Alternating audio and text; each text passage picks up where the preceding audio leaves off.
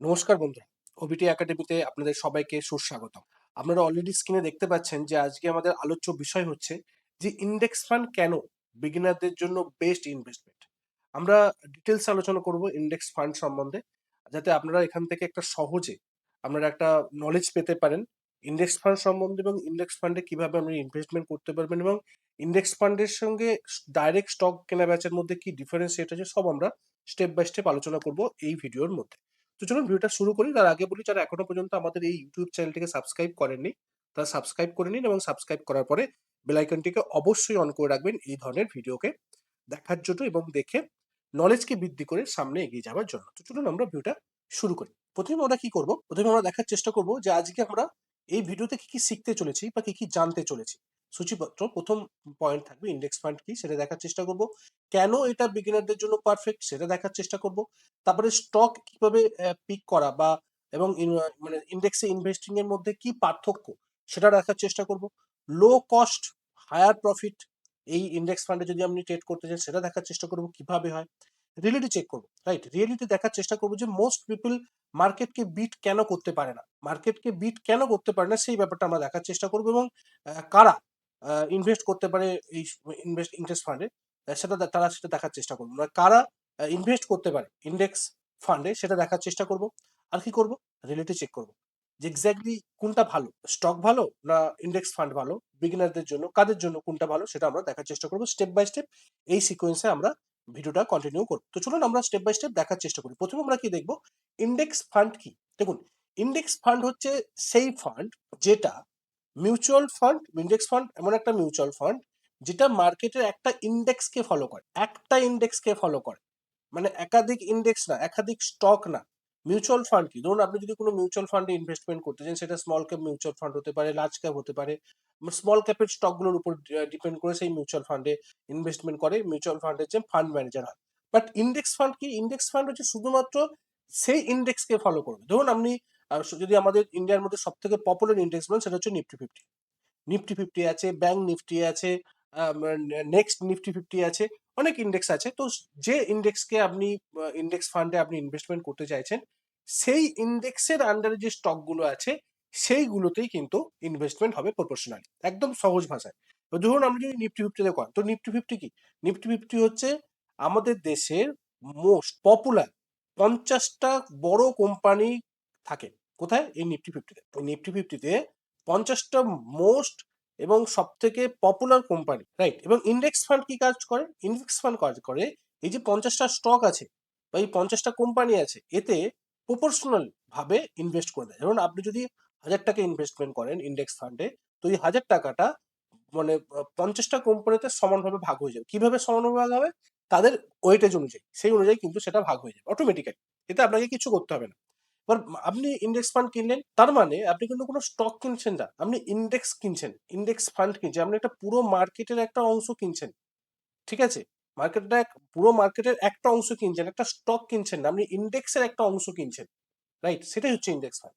সহজ ভাষায় বললে, যত বড় 50টা কোম্পানি আছে, যদি নিফটি 50 ইন্ডেক্স ফান্ড কিনতে চান, টপ যে 50টা কোম্পানি সেই টপ 50টা কোম্পানির উপর কিন্তু আপনি ইনভেস্ট করছেন, যেটা আপনাকে লস হওয়ার সম্ভাবনা থেকে অনেকটা কমাবে।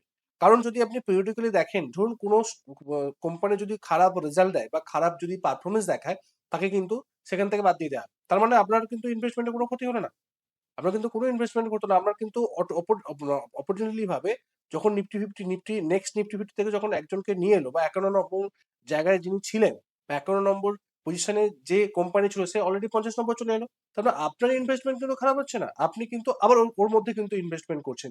যেটা ইন্ডেক্স ফান্ডের সব থেকে বড় ভালো দিক, যে আপনাকে কোনো স্টক পিক করতে হচ্ছে না, আপনাকে টোটালি আপনি কিন্তু একটা মার্কেটের একটা অংশ কিনছেন, যেটা আপনাকে ম্যাক্সিমাম টাইম প্রফিটেবলি রেখে রাখবে। ওকে, তো আমরা দেখার চেষ্টা করলাম কি ইন্ডেক্স ফান্ড কি, রাইট। এবার আমরা দেখার চেষ্টা করব যে কেন এটা বিগিনারদের জন্য খুব ইম্পর্টেন্ট। দেখুন, বিগিনারদের প্রবলেম কি, যারা একদম বিগিনার লেভেলে কাজ করছে তাদের মেন 3টে প্রবলেম থাকে, যে কোন স্টক ভালো বুঝতে পারছে না, কোন স্টকে তারা ট্রেড করবে, রাইট। অ্যানালাইসিস করতে জানে না, কোন লেভেলে তারা বাই করবে, এবং ভয় হয় কিসের, লস হওয়ার জন্য। এই 3টেই তো মেন কারণ, যারা একদম বিগিনার লেভেল আছে যদি লস হয়ে যায়। আমি কিছু জানি না, কোথায় বাই করবো, কোথায় সেল করবো, কোন স্টকে বাই করবো সেটাই বুঝতে পারছি না। বাট ইন্ডেক্স ফান্ড এই তিনটেকেই কিন্তু সলভ করে দেয়, এই তিনটে প্রবলেমই সলভ করে দেয়। কারণ কি? কারণ আপনি কোনো ডাইরেক্ট কোনো স্টকে কিনছেন না, আপনার একটা ডাইভার্সিফিকেশন হচ্ছে অটোমেটিক্যালি। কারণ আপনি যখনই ইন্ডেক্স ফান্ডে বাই করছেন বা ইন্ডেক্স ফান্ডে ইনভেস্ট করছেন, তো অটোমেটিক্যালি আপনার কিন্তু 50টা শেয়ারের মধ্যেই আপনার ইনভেস্টমেন্ট হচ্ছে, রাইট? আপনার রিস্ক কি স্প্রেড হয়ে যাচ্ছে, কারণ রিস্ক থাকছে না। কারণ আপনি যদি একটা পার্টিকুলার স্টকের উপর যদি আপনি বাই করতেন, তাহলে আপনার রিস্কটা বিশাল হতো। আপনি কিন্তু 50টা কোম্পানির উপর ইনভেস্ট করছেন, তাদের রিস্কটা ছোট হয়ে যাচ্ছে, কম হয়ে যাচ্ছে। আপনার রং স্টক পিকের ভয় কমে যাচ্ছে, যে আপনি ভুল স্টকে এন্ট্রি করে ফেলেছেন, কোন লেভেলে এন্ট্রি করেছেন সেটা হচ্ছে না। তার কারণ কি? কারণ আপনি টোটালি একটা গোটা মার্কেটের অংশ কিনছেন, আপনি কোনো পার্টিকুলার কোনো স্টককে কিনছেন না।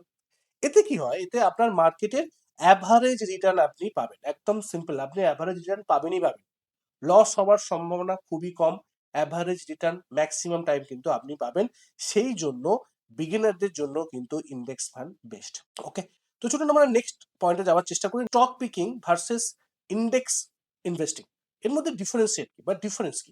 প্রথমে যদি আমরা ডিফারেন্স খুঁজি, সেটা হচ্ছে যে ডাইরেক্ট যদি স্টককে আমরা ইনভেস্টমেন্ট করি, সেক্ষেত্রে আমাদের কি হয়? সেক্ষেত্রে আমাদের রং ডিসিশনে নিলে আমাদের কিন্তু লস হওয়ার সম্ভাবনা থাকে। আমরা রং ডিসিশন নিয়ে নিয়েছি, রং স্টক পিক করে ফেলেছি, রং এই জায়গায় এন্ট্রি নিয়ে নিয়েছি। এতে কি হয়? এতে যখনই প্রাইস নিচের দিকে নামে, সেক্ষেত্রে আমার লস হওয়ার সম্ভাবনা থাকতে পারে। বাট ইন্ডেক্স ফান্ডের ক্ষেত্রে কিন্তু এসব কোনো ঝামেলাই নেই।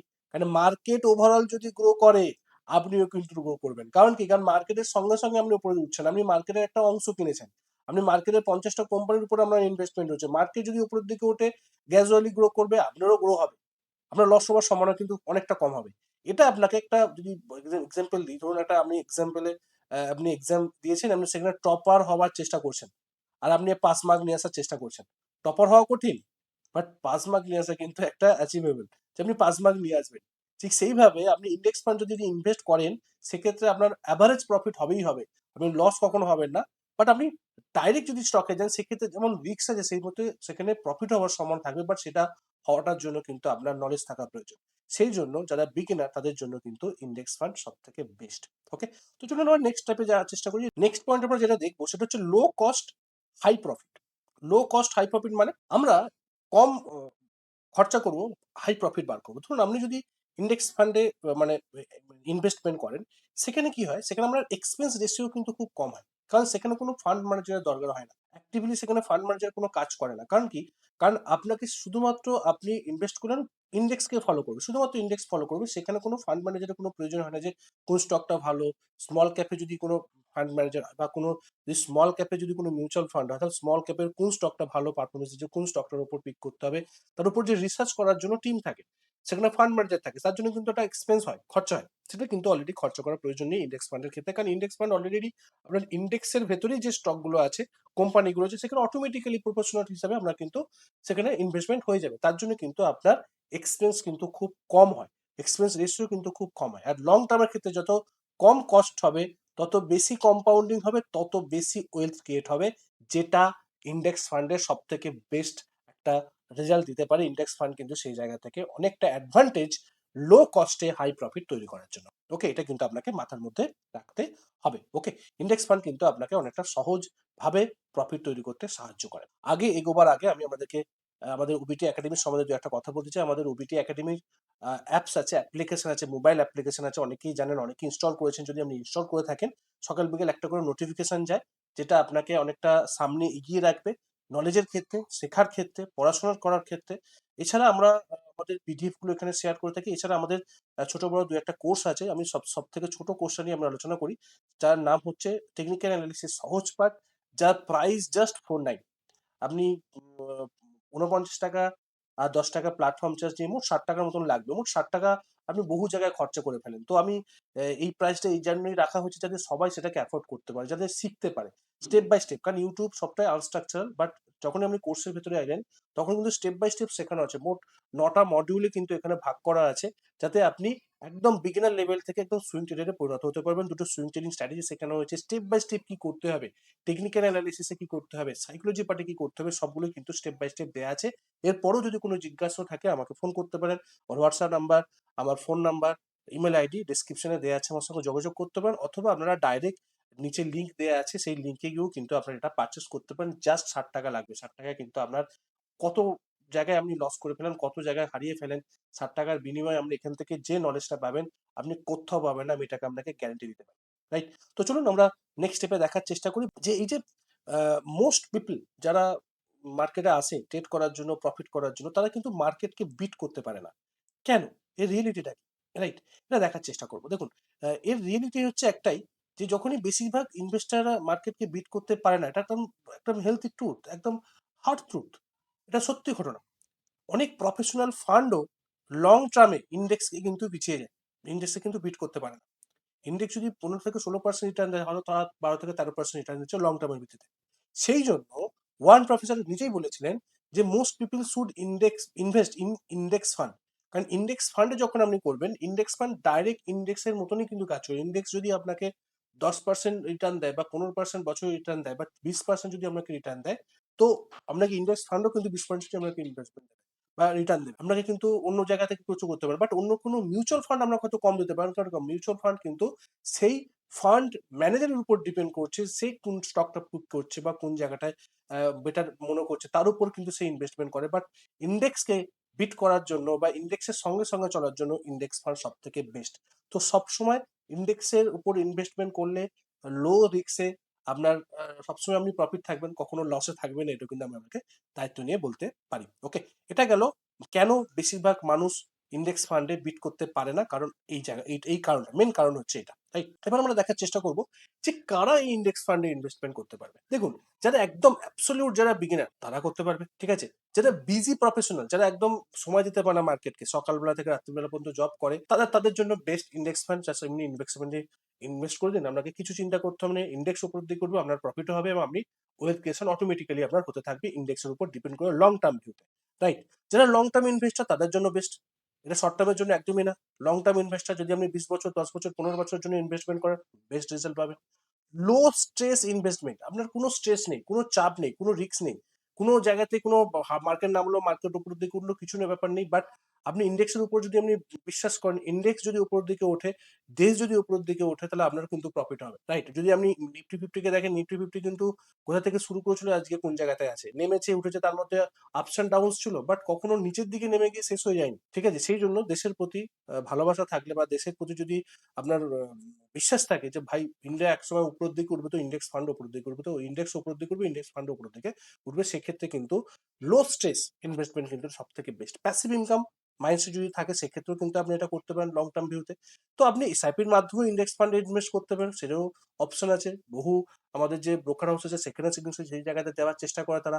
তো এই ক্যাটাগরির লোকেরা কিন্তু ইন্ডেক্স ফান্ডে ইনভেস্টমেন্ট করতে পারে খুব কম রিস্কে বেটার রেজাল্ট পাওয়ার জন্য এবং বিশেষ করে ইন্ডেক্সকে বিট করার জন্য। রাইট?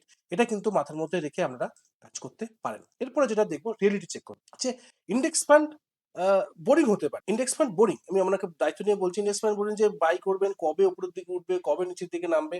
বাট ওয়েলথ ক্রিয়েশনের জন্য বোরিং সবসময় বেস্ট হয়। রাইট? ওয়েলথ ক্রিয়েশন সবসময় বোরিংই হয় এবং ওয়েলথ ক্রিয়েশন কিন্তু বোরিং না হলে আপনি কখনো ওয়েলথ ক্রিয়েট করতে পারবেন না। কারণ যখনই আমার মাথার মধ্যে আসবে শর্ট টার্ম ট্রেডিং করবো, এক্সাইটমেন্ট ট্রেডিং করবো, সেক্ষেত্রে কিন্তু লং টার্ম আপনার ওয়েলথ কখনো তৈরি হবে না। আপনার মনে হবে আপনি লস করছেন, লাভ করছেন, লস করে লাভ করছেন, বাট আলটিমেটলি 10 বছর, 15 বছর গিয়ে যেখান থেকে শুরু করেছিলেন সেখানে দাঁড়িয়ে আছেন, লাভও করছেন, লসও করছেন, বাট আলটিমেটলি সেই গ্রোথটা হয়নি। বাট আপনি যদি এই বোরিং কাজটা করেন, ইনভেস্ট ফান্ডে বা ইন্ডেক্স ফান্ডে যদি ইনভেস্ট করেন, সেটা বোরিং হতে পারে, বাট আপনার লং টার্মের জন্য কিন্তু আপনাকে বেস্ট রেজাল্ট দিয়ে যাবে, এটা আমি দায়িত্ব নিয়ে কথাটা বলতে পারি। কারণ ইন্ডিয়া সামনের দিকে, সামনের 10 থেকে 15 বছর, 20 বছর, 30 বছর ইন্ডিয়ার সময় আসছে। ইন্ডিয়া যদি উপরের দিকে ওঠে, ইন্ডেক্স উপরের দিকে উঠবে, আপনি ইন্ডেক্স ফান্ডে যদি ইনভেস্ট করেন, আপনার প্রফিটও উপরের দিকে উঠবে, আপনার ওয়েলথ ক্রিয়েট হবে এবং বেস্ট রেজাল্ট পাবেন ইন্ডেক্স ফান্ডে যদি আপনি ইনভেস্ট করেন।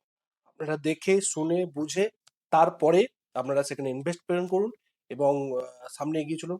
আশা করি ভিডিওটা ভালো লেগেছে। যদি ভালো লেগে থাকে তো অবশ্যই আমাদের এই ইউটিউব চ্যানেলটাকে সাবস্ক্রাইব করুন এবং সাবস্ক্রাইব করার পরে বেল আইকনটিকে অবশ্যই অন করে রাখবেন, যাতে আপনার এই ভিডিওগুলোকে দেখে আপনি আপনার নলেজকে বৃদ্ধি করে সামনে এগিয়ে যেতে পারেন। তো চলুন ভিডিও শেষ করি। দেখা হচ্ছে পরের একটা ভিডিও। ততক্ষণ সুস্থ থাকুন, ভালো থাকুন, নিজের রিস্কে বজায় রেখে ট্রেড করুন, নিজের ক্যাপিটালকে রক্ষা করুন।